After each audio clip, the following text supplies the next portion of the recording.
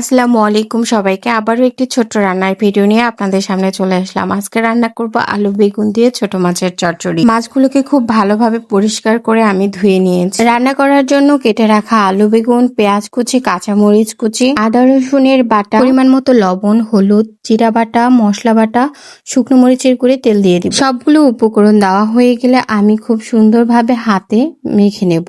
আপনি এই রান্নাটিকে যত হাত দিয়ে মাখাবেন তত বেশি মজা হবে। সবগুলো উপকরণ হাত দিয়ে মাখিয়ে নেওয়ার পর এক পর্যায়ে ধুয়ে রাখা মাছগুলো আমি দিয়ে দেব এবং আলতো করে মেখে নেব। বেশ কিছুক্ষণ সময় হাত দিয়ে মাখিয়ে নেওয়ার পর যখন দেখব তেল উপর থেকে ছেড়ে দিয়েছে তখন সামান্য পরিমাণ পানি দিয়ে পাত্রটিকে চুলার উপর বসিয়ে দেব। কিছু সময় পর ঢাকনাটি খুললে এত সুন্দর একটি ফ্লেভার আসে যা বলার মতো না। মনে হয় যে গরম ভাত দিয়ে খেয়ে নেই। আমি আর এখানে এক্সট্রা কোনো পানি ব্যবহার করব। মিডিয়াম আঁচে এপাশ ওপাশ করে ঝাঁকিয়ে নিলে তৈরি হয়ে যাবে মজাদার আলু বেগুন দিয়ে ছোট মাছের চচ্চড়ি। এই রান্নাটা খেতে কিন্তু প্রচুর পরিমাণ মজা। আমার রান্নাগুলো আপনাদের কাছে কেমন লাগে অবশ্যই কমেন্ট করে জানাবেন, আর ভিডিওগুলো যদি ভালো লাগে আমার পেজটিকে ফলো করে রাখবেন।